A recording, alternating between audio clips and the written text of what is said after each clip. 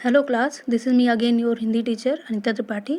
और आज हम लोग यहाँ पर क्षितिज के काव्य खंड से कबीर के पदों की शबद पदों की व्याख्या करने जा रहे हैं। तो यहाँ पर शबद पद में बताया गया है कि ईश्वर कहाँ मिलते हैं और उन्हें किस प्रकार से ढूंढा जा सकता है।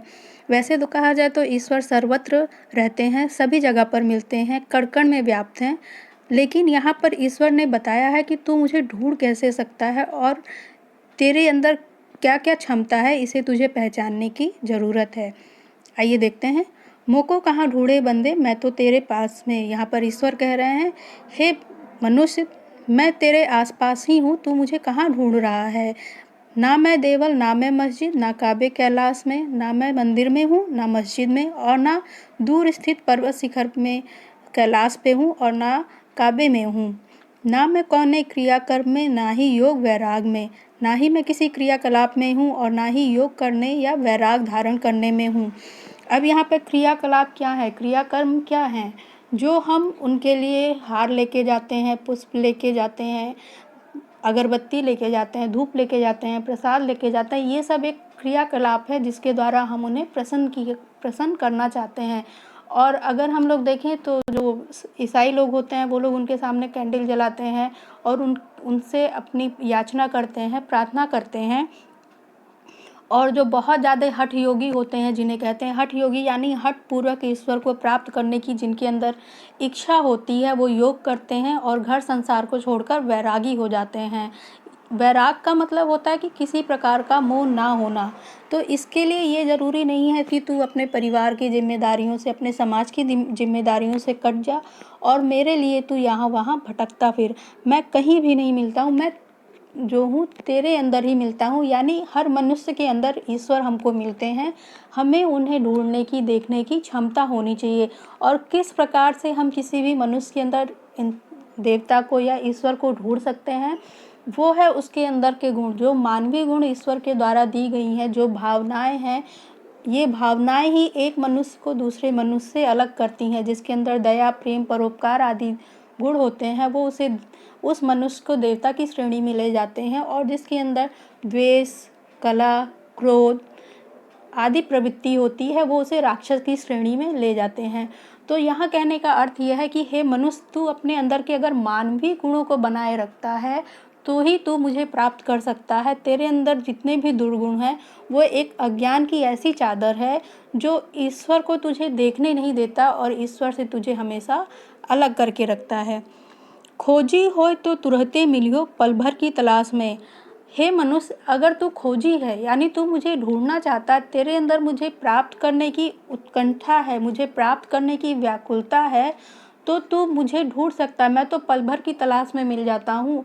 अगर हम देखें तो अगर कोई हमारी रक्षा करता है तो वो हमारे लिए देवता के समान या ईश्वर के समान होता है।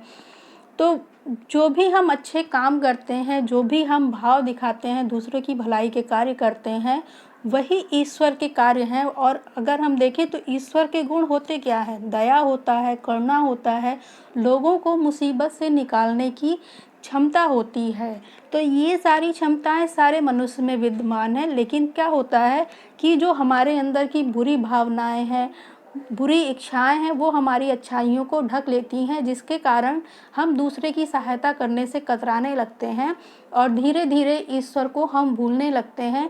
और संसार में जो क्रियाकलाप बना दिए गए हैं, विधि विधान बना दिए गए हैं कि हम नंगे पैर चल के जाएंगे तो हमें ईश्वर मिल जाएगा, हम 2 घंटे पानी में डूबे रहेंगे तो हमें ईश्वर मिल जाएगा, इस प्रकार के कठिन तप से ईश्वर नहीं मिलते हैं। ईश्वर को तो प्राप्त करने के लिए सच्ची भक्ति ही काफ़ी है। अगर आप बहुत ही सच्चे मन से उनकी पूजा करते हैं तो किसी न किसी रूप में भगवान आपको दर्शन देते हैं।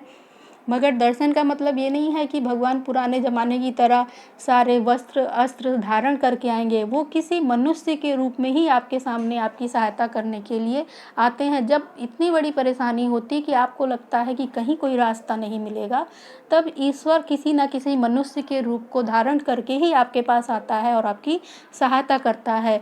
तो यहाँ पर ईश्वर के कहने का मतलब ये है, यहाँ पर कबीरदास जी के कहने का मतलब ये है कि हे मनुष्य, मैं तेरे आसपास बसने वाले लोगों में ही बसा हूँ, मैं तेरे तो हृदय में ही बसा हूँ। हृदय में बसने का मतलब ये है कि जितने भी अच्छे गुण अच्छाइयाँ हमारे अंदर हैं, वो ईश्वर की ही देन हैं।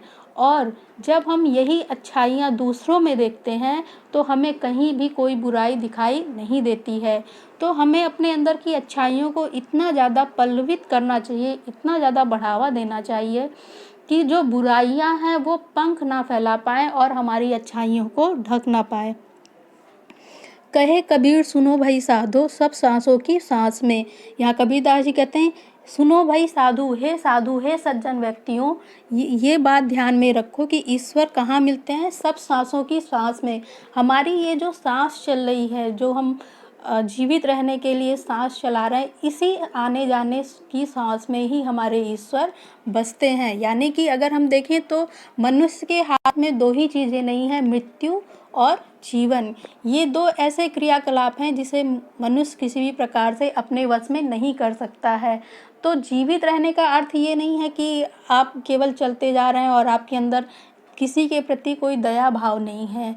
यही दया भाव हमें जीवित रखते हैं, और जब हमारे अंदर से ये दया भाव खत्म हो जाता है तो हम मरे हुए के समान हो जाते हैं। हमारे अंदर राक्षसी गुण पल्लवित हो जाते हैं, हमारे अंदर राक्षसी गुण आ जाते हैं, जिससे कि अच्छाई करने की क्षमता धीरे धीरे हमारे अंदर खत्म होती जाती है। हम आज के समय में अगर देखें तो बुराइयां बहुत ज़्यादा हैं और अच्छाइयां धीरे धीरे कम हो जा रही हैं। क्यों? क्योंकि हम अपने स्वार्थ में अच्छाइयों को धीरे धीरे कम करते जा रहे हैं। हम ये सोचते हैं अगर हम किसी की सहायता करेंगे तो हम मुसीबत में फंस जाएंगे, या हम किसी के बारे में अच्छा सोचते हैं लेकिन फिर भी बुरा हो जाता है, तो हम ये सोचते हैं कि जब बुरा ही हो रहा है तो हम अच्छा करने क्यों जाएं। तो यहाँ पर सबसे बड़ी बात यह है कि अगर हमारे साथ कोई बुराई हो रही है या हम कहीं से दुखी हैं, इसका मतलब ये नहीं है कि हम गलत चीज़ों के गलत रास्ते पर चलें और गलत ही कर्मों को करें। जितना हम अच्छा करेंगे हमारा मन अंदर से खुद ही प्रसन्न होता है। आपने देखा, अगर आपने झूठ बोला है तो आपको उसकी गिल्टी होती है, ग्लानि होती है, और आप छुपते फिरते हैं उस व्यक्ति से जिससे आपने झूठ बोला है। लेकिन अगर आप सच बोलते हैं तो आपको छुपने की आवश्यकता नहीं है। तो देखा जाए तो अच्छाइयाँ पहले थोड़ा कष्ट ज़रूर देती हैं, लेकिन आपकी प्रतिष्ठा जो होती है वो एक सम्मानित व्यक्ति के रूप में होती है। तो इसलिए ईश्वर ने कहा है कि हे मनुष्य, तू अपने अंदर मानवता के गुणों को बनाए रख और इसी के द्वारा मैं तुझे प्राप्त हो जाऊंगा।